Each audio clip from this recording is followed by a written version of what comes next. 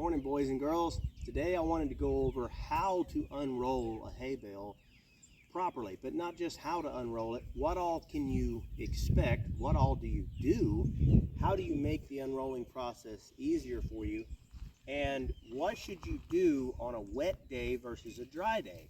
What can you do to help make sure your calves stay warm? Say you've got new calves. How can you use this bale to help you to build soil? So there's a couple different questions there, and I want to just kind of go over it. Now, some of it's going to be more simple stuff, but beginners are going to need to hear that. And then some of it's going to be some stuff that's more advanced. It's going to be stuff that you don't just necessarily think of, and you don't see it in every YouTube video. So y'all ride along with me. Number one is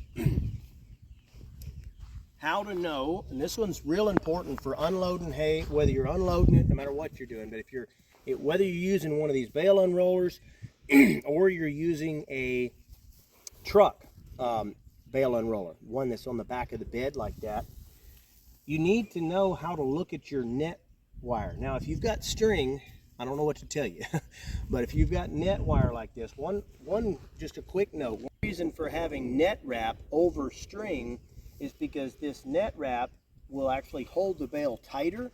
And when you set these bales out, if you don't have a hay barn, when you're setting them out like this, this is going to help keep that rain from penetrating down inside. So this is actually going to save you a lot. And if you don't have a hay barn, it's going to help you immensely, but also it can keep you from even having to buy a hay barn. If you've got a hay barn, you might not have to worry about it. But whatever the case may be, when you're looking at this net, y'all are going to have to excuse me, I'm a little bit hoarse today. What do you look at to know how to set this? Like if you're looking at this bale right now, how do you know which way this bale is going to unroll? Well, this right here, well, first off is every net is different. So not necessarily, they're usually pretty similar, but some of them are a little bit different. But whichever net that you're working with, usually you buy from the same farmer and from the same guy, and a lot of times it have the same pattern on it. So this pattern right here, a lot of times they'll have a bigger spot. So you can tell there's blue, there's a little bit of white, there's blue, there's a big strip of white, there's blue, a little white, blue, white, back and forth like that, okay? But right here, we've got the largest strip of blue right here. Well, all bales that I have seen with this net wrap always have a larger section right here. This larger section helps you to know exactly which way that bale was unrolled or was rolled up, okay? So if I wanted to back up to this bale and unroll this the fastest way properly, if I wanted to unroll it the way that it was rolled up, I would actually back in opposite from the way that you see me hooked up now. Because you see here, in this case, you can actually see your net wrap, the bottom of it right here. So that's ready to pull here. So just say you can see it, can't get it out. Let's just say you can see it and it's flapping right here. That's going to be hanging here. That's how you know that it needs to unroll, because it's pointing the direction that it needs to unroll if you want to unroll it in the straightest way possible, okay? So this is going to be on my left-hand side if I'm facing the bale. So just keep that in mind and figure that out, what that looks like on your bale. All right, so now we're going to go out into the pasture. All right, guys, so I wanted to show you this right here real quick. This is a flatter area on our farm.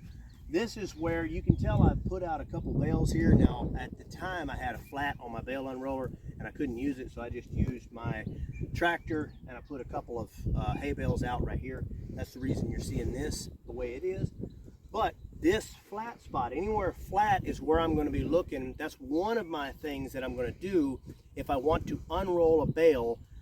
If I know that the ground is wet, if I know that it's raining that night, or if I know that it's going to start raining, then I'm going to look for somewhere flatter. I want to look for somewhere more fresh. I'm not necessarily looking for a hillside. Unfortunately, we have a lot of hillsides, so that rule has to get broken for us. But if you do have hills, if you do have some flat land, reserve some of those flat spots for that. Now, where the exception is if your flat spot is in the bottom of a bottom somewhere, and that flat spot's going to fill up with rain. You obviously don't want to do that. You want to be real careful not to unroll it where the water is going to fill up, because just before a rainy night, sometimes you're not thinking about that. It's easy to unroll it, come out there the next day, and the cows have barely eaten any of it because it all filled up with water and it's just a big wash. So that's number one. So another thing that you want to think about when you're unrolling hay, and this is typically going to be on a better day where, well, not a better day, but a day that's not like pouring rain. A lot of y'all's country, you don't even have to worry about pouring rain in the wintertime. Here, you have to worry about that a lot of times in the south, period. But you want to look for your more weedy areas, your areas that aren't necessarily the best grass, anywhere that you could grow some seed, like actually deposit seed from your hay bale, anywhere that you could even, some of this Bermuda grass that we get, you can actually inoculate the Bermuda grass, even the stuff that won't put out a seed, and you're not growing it from the seed. Even that stuff, having the cows trample on that, we've actually inoculated that Bermuda grass and gotten Bermuda grass established on ground just simply by unrolling it.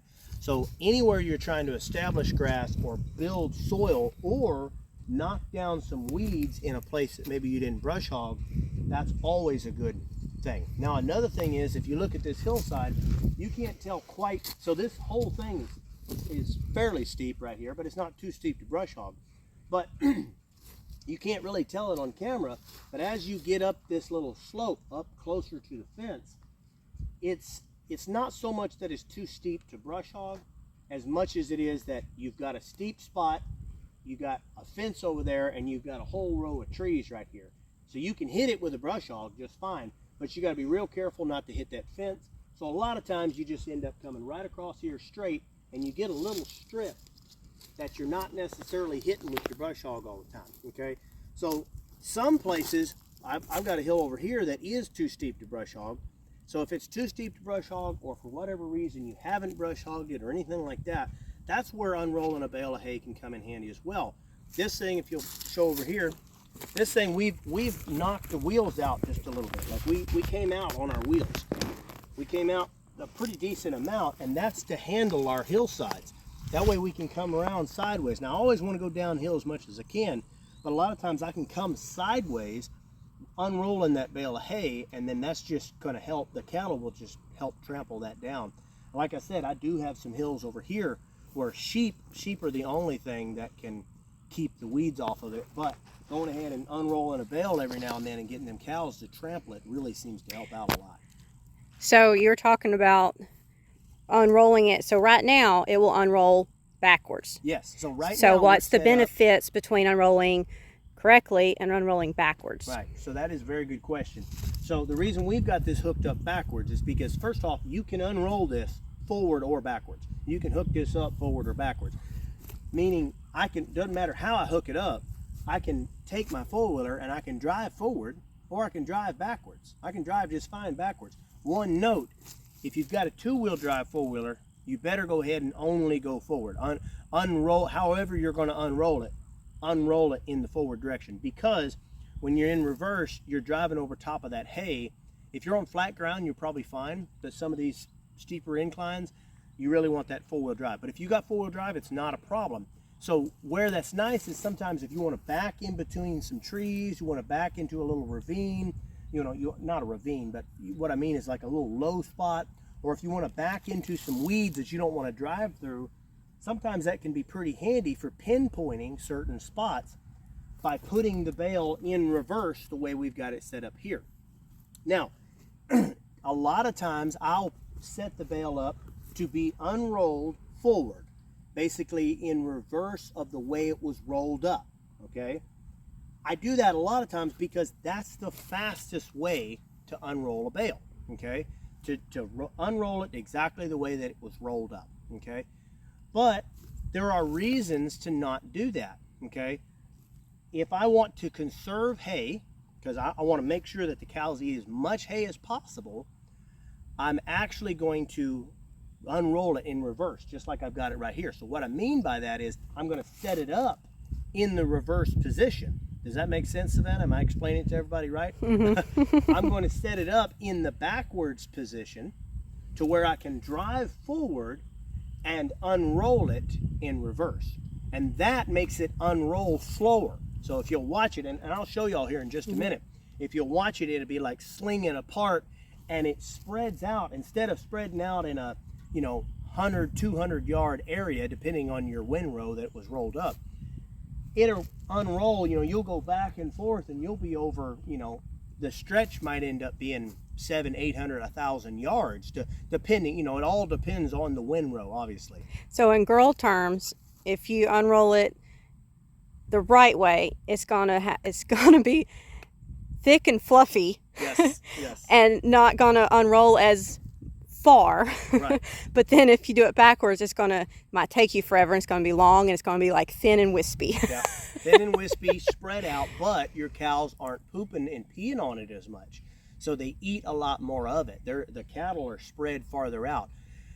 Now, reasons for unrolling it forward is it's a super cold night, bitter cold night, and you want somewhere for young calves to sleep, okay? So you unroll it forward, you got a nice thick bed for those calves. You waste a little bit more hay, but it's worth it on those real cold nights, okay? Another reason is if you're wanting to get a lot of litter distribution in one area, then you unroll it forward. Those cows are all peeing and pooping. You do get a little bit more waste, but it's worth it, like I said.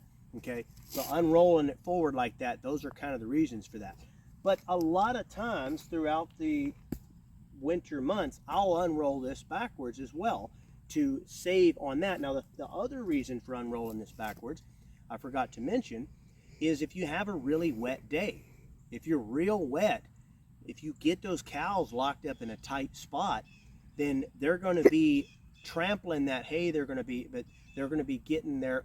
Because it's so wet, they're going to be tearing up the ground, and they're actually compacting the soil in that tight spot.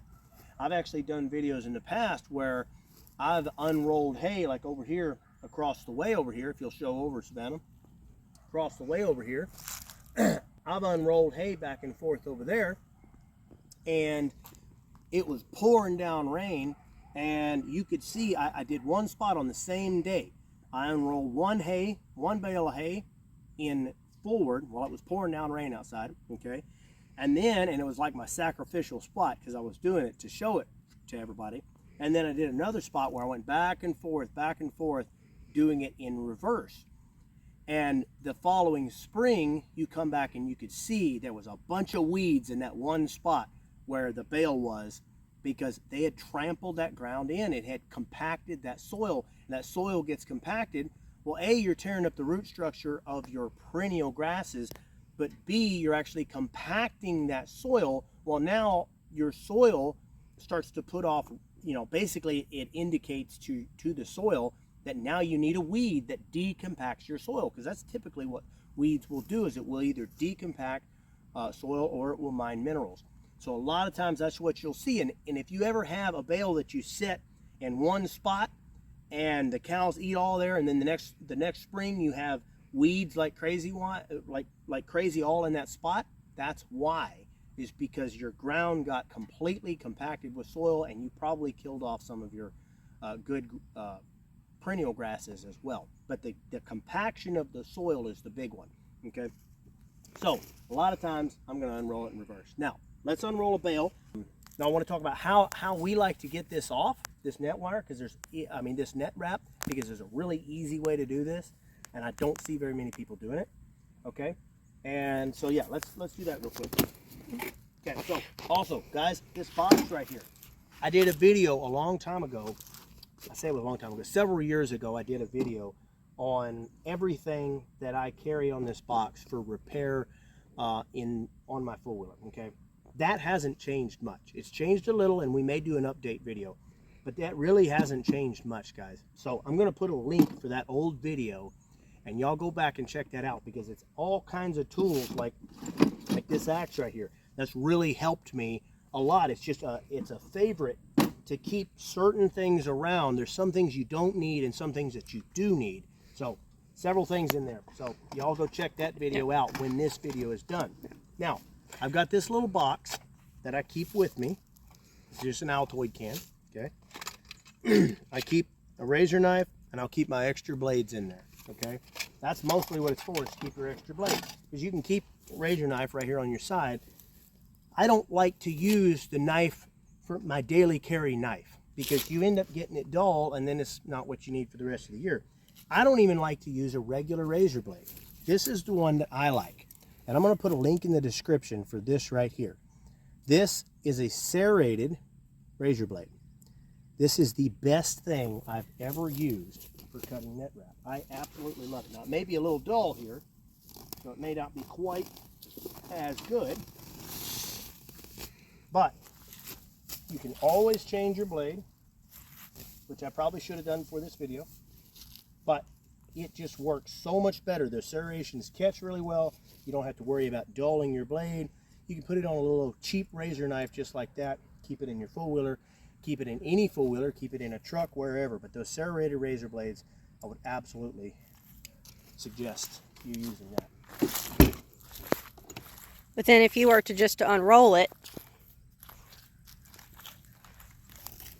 If I were to unroll it, now you can see. If I were to just, that is a good point, because a lot of times I don't cut it. What I'll do is I'll just unwrap it right here. So I would let this back a little bit and be careful because you don't want it to come loose on you and go back. So don't get your head anywhere or it's going to flop up and hit you. But I would let it off just a little bit where the pressure is no longer right here on this pipe. And then I would just start unwrapping it right there. And it's really not that bad. And I have unwrapped it myself. Now, something to keep in mind, though, right now the cows are preoccupied with another bale. Yeah, because we unrolled another bale. But most of the time, they are right here. Yeah. And so if I'm out here by myself, I have to be careful. I do prefer just to cut it because you see how quick that was. I prefer to cut it. But most of the time, I'm having to fight the cows off. But I have had to unwrap it before. And I just have to make sure that I don't pinch my fingers somewhere in there. The cows aren't pushing me around, things like that. And a note to that, if I'm going to unwrap it, then I go ahead and unwrap about half of it up at the house before I ever get into the pasture, and then I've only got a little bit to unwrap. Don't do that if you're going very far down the road. You know, usually I just like to keep that razor blade around, but sometimes there are reasons for unwrapping it. This is a pretty good point. Roll this up tight. It'll handle it a lot easier. You won't be throwing it around. It's easy to handle until it's time to get rid of it.